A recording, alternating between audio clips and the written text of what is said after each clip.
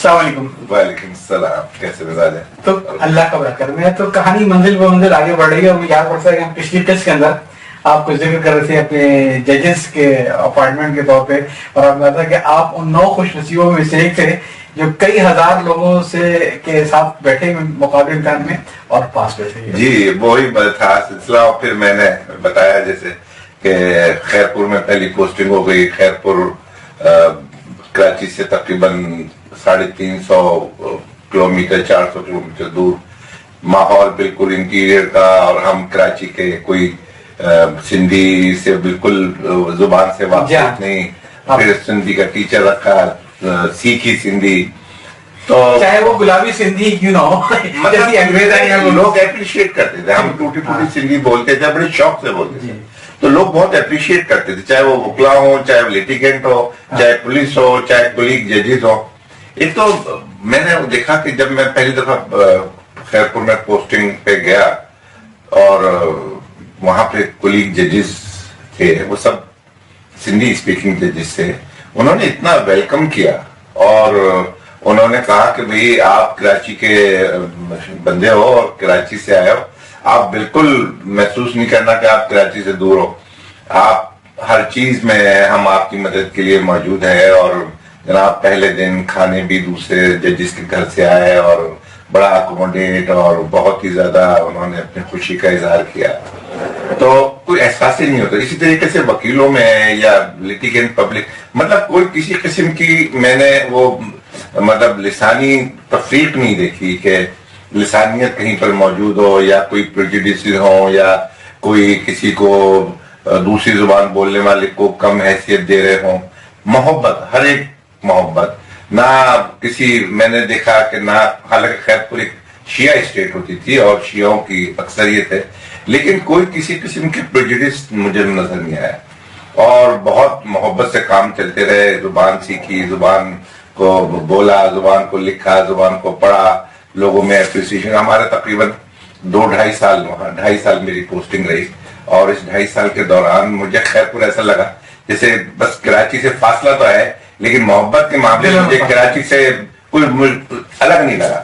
اور میں ہمیشہ کہہ رہا تھا کہ خیرپور میرا دوسرا گھر ہے کراچی کے بعد. بلکہ یہ ہوا کہ جب میرا وہاں سے ٹرانسفر خیرپور سے کراچی ہونے لگا تو اس کے بعد لوگوں نے دعوتوں کا سلسلہ, ایک ٹریڈیشن ہوتی ہے کہ فیئرویل دعوتیں ہوتی ہیں, تو اتنے لوگوں نے انوائٹ کیا, زیادہ تر وکلا ہی حضرات تھے.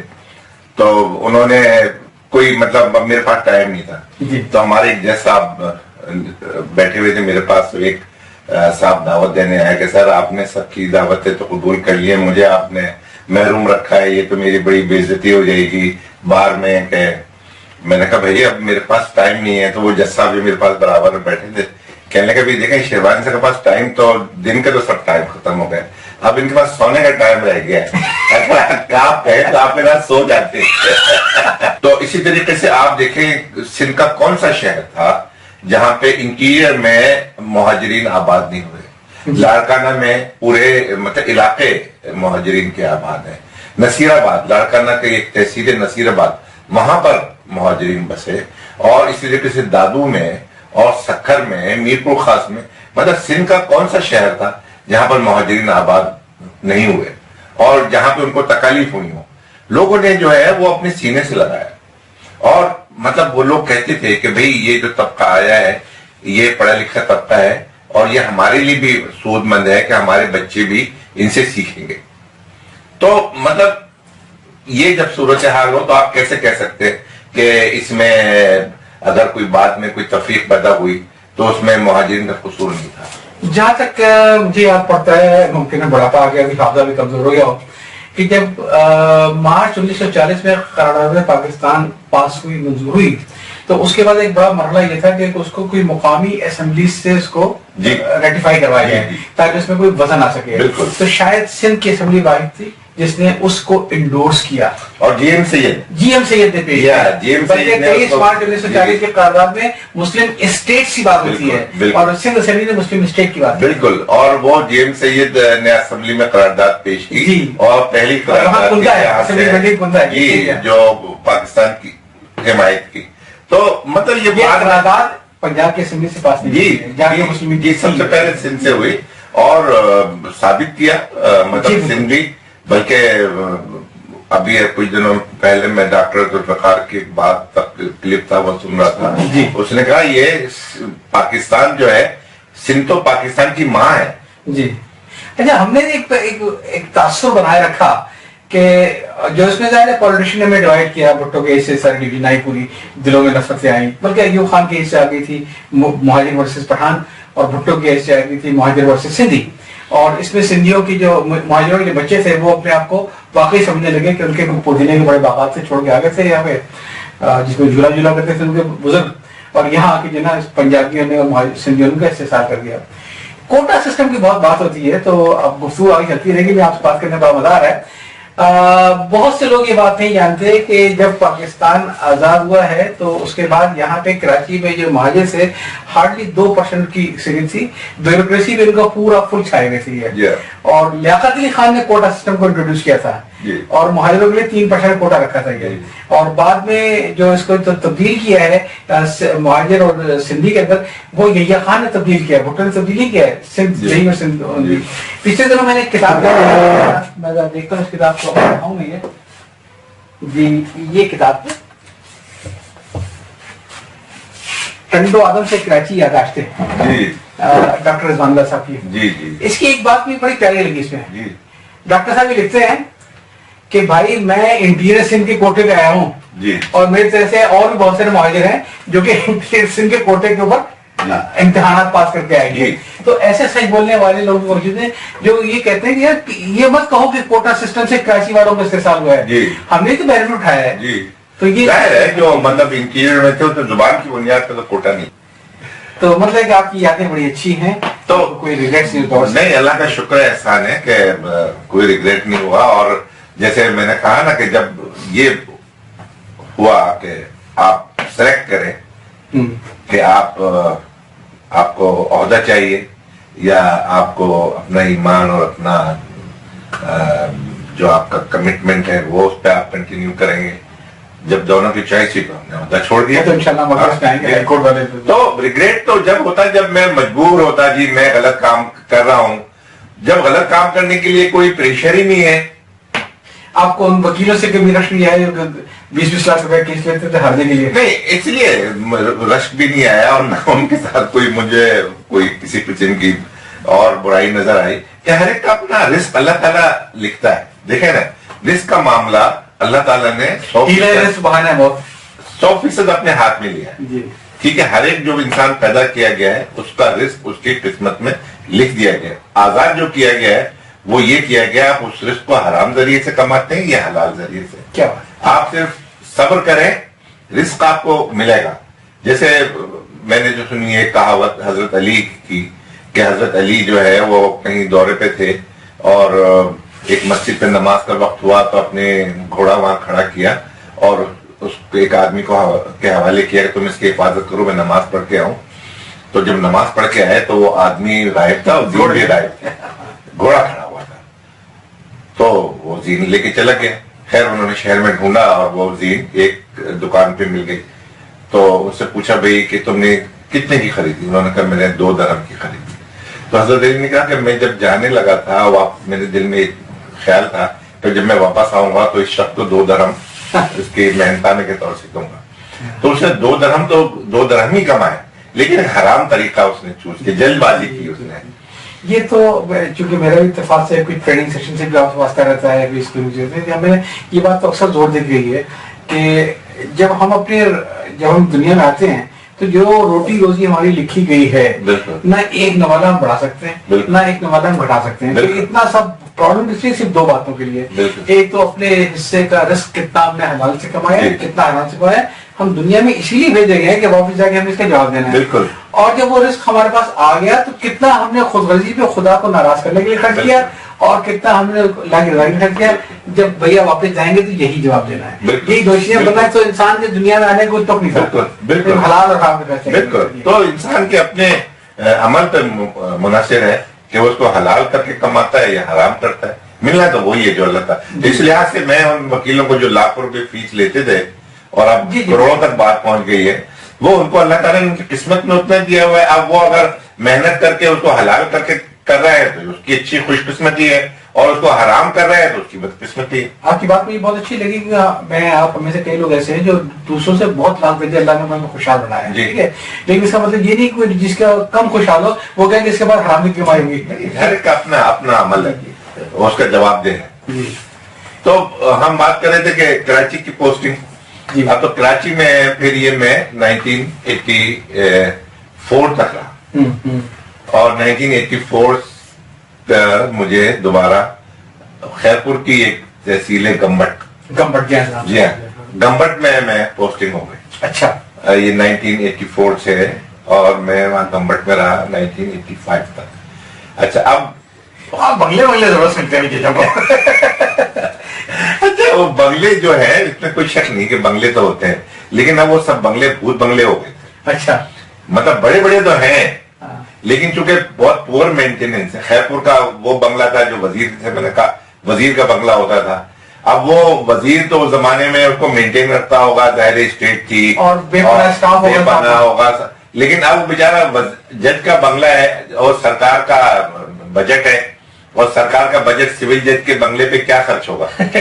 تو وہ ہر سال کچھ اس کی لیپا پوتی ہو جاتی تھی اور اس کو نیا رنگ دے دیا جاتا تھا, لیکن وہ بھوت بنگلہ لگتا تھا. اسی طریقے سے گمبٹ میں بڑا بنگلہ تھا. وہ مطلب میں اکیلا, میری شادی ہو چکی تھی اور میری وائف ہوتی تھی, اور بنگلہ اس میں کئی کمرے سارا کچھ, تو ہمارے لیے وہ ایک مصیبت بنا ہوتا تھا. وہ اسٹاف کوارٹرز, وہ دھوبی باورچی نہیں, وہ ساتھ نہیں, وہ الگ, مطلب یہ ججوں کے ساتھ. مطلب کیا ججوں کو ملتے تھے؟ نہیں, ججوں کو ایسی کوئی سہولت نہیں ملتی.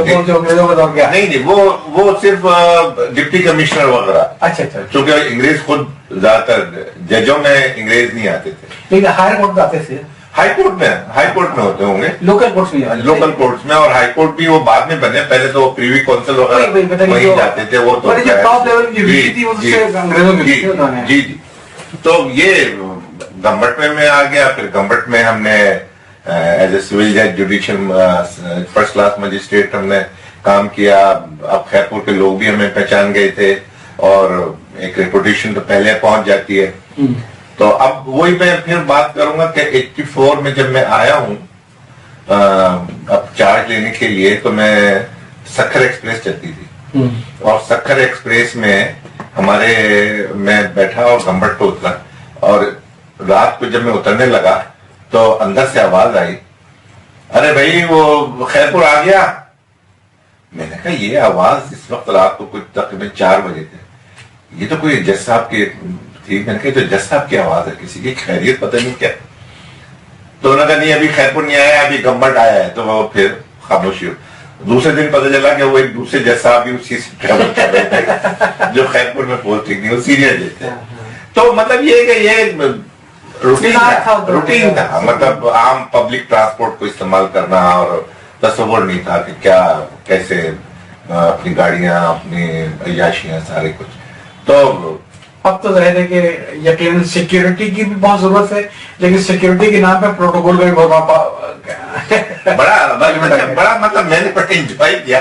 وہ گمبٹ کی پوسٹنگ ہو گئی. مجھے یاد ہے چھوٹی چھوٹی لطیفے بھی ہوتے ہیں, میں آپ کو سناؤں. تو خیرپور اپنا گمبٹ یہ رات کو تقریباً 4 بجے 4:30 بجے ٹرین پہنچی. جی. تو ایک دفعہ میں آ رہا تھا ٹرین پہ. اب جب گمبٹ آنے سے پہلے رانی پور وغیرہ آتا ہے اسٹیشن, تو میں نے کہا میں تیاری کروں, گمبٹ آنے والا ہے. تو میں واش روم میں گیا, اور واش روم میں نے اپنا وہ پشاوری سینڈل جو ہوتا ہے وہ پہنا ہوا تھا. تو اس کا کموڈ کا میں نے جو وہ کور اس کو اٹھایا تو میرا سینڈل نیچے گر گیا.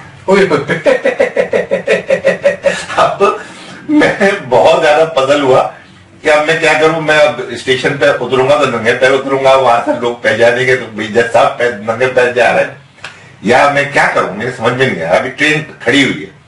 اچھا, اب میرے ایک طرف دھیان میں ہے کہ میں نیچے کسی کو بھیج کے اٹھوا لوں, لیکن میں نے کہا ٹرین چل رہی تو کیا ہوگا. اچھا, جیسے ٹرین چلی تو میں نے وہ زنجیر کھینچی, شاید کوئی آئے تو میں اس سے کہوں گا کہ بھائی یہ میرا جوتا اٹھا. لیکن ٹرین پھر چل گئی تھوڑی دیر بعد. اب وہ गम्बट, फिर मैं कुछ भी नहीं कर सकता था, मैं गम्बट पे उतरा, एक पैर में मेरा सैंडल और एक पैर खाली नंगे पैर, इतना के स्टेशन मास्टर अपनी ड्यूटी पे थे, तो मैं स्टेशन मास्टर के कमरे में गया, मैंने कहा भैया मेरे साथ ये हादसा हो गया, उसने कहा सर आप मेरे चप्पल ले जाए, तो उसने अपने जूते दे दिए।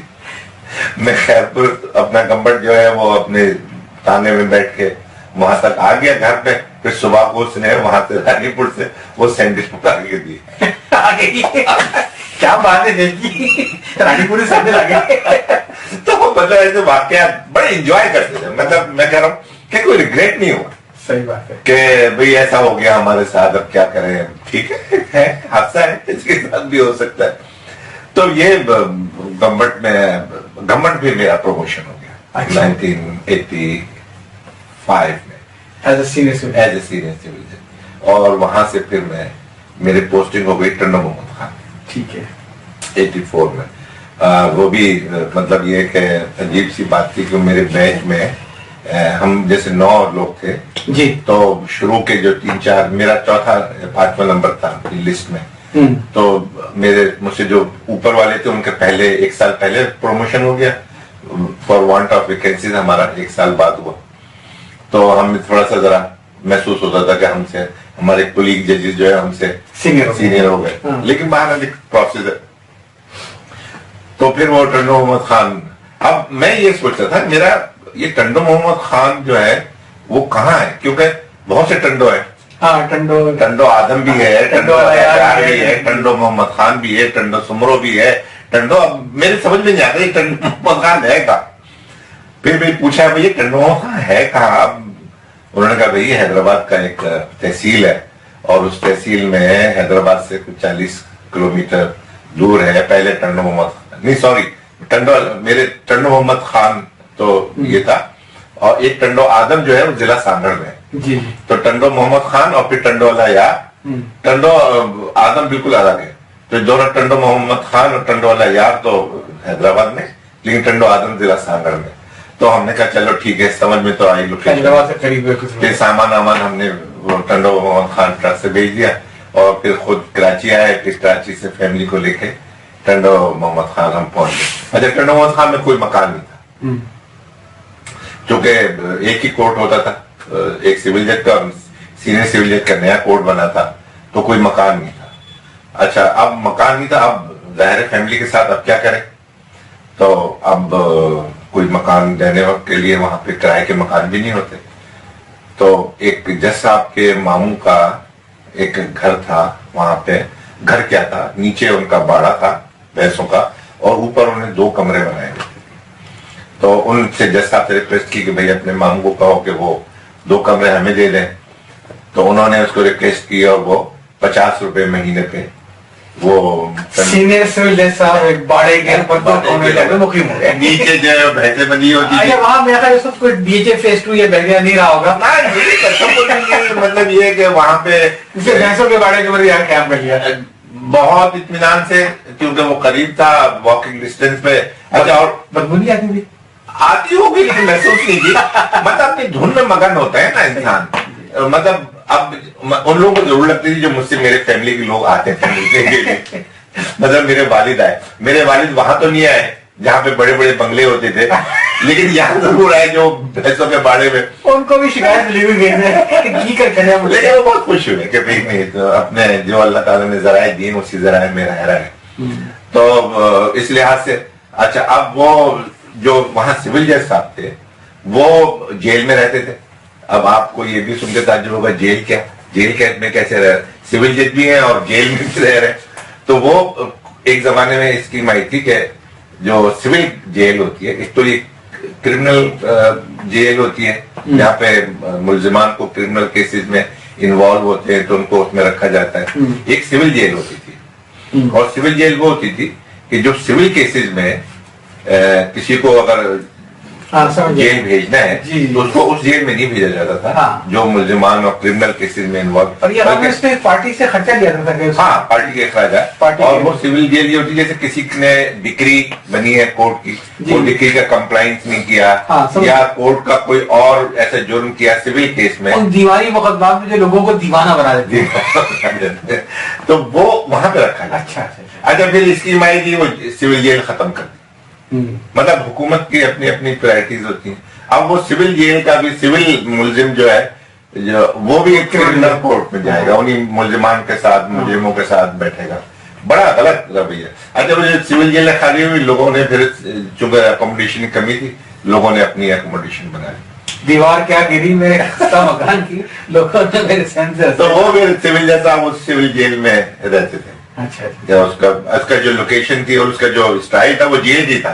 बड़े बड़े ग्रिल उसके लोहे के और जाली के कमरे, ये वो सारे लेकिन बेचारे रहते थे। तो क्या दौर देखा है जनाब हमारी अदलिया में भी। तो वो सिविल जज साहब उसमें रहते थे और मैं सीनियर सिविल जज वो भैंस के बाड़े के ऊपर रहते थे। अब ये स्पीच भी हुआ इसलिए हुआ ना करना, उस दौर में हमारे साकिब निसार साहब थे, उस दौर में हमारे तखार चौधरी साहब थे, इसलिए हमारी जुडिशरी थी वो जेल में बंद हो गई।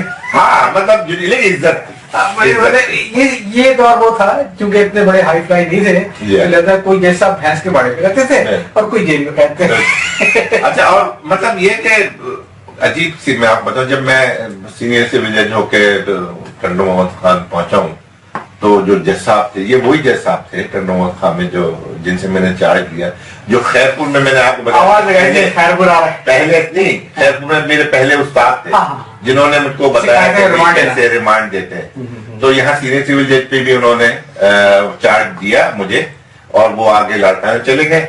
मैं अच्छा, उनकी दावत हुई फेयरवेल जो होती है उसमें हमें भी बुलाया। अब मुझे अच्छा नहीं लगा कि आने वाले जज अगर वकील की किसी दावत में जाए तो जरा अच्छा नहीं होता, लेकिन उन जज साहब का चूंकि मैं बड़ी इज्जत करता था, उनका इसरार था कि तुम भी चलो भाई, कोई फर्क नहीं पड़ता। अच्छा, वो मैं भी चला गया।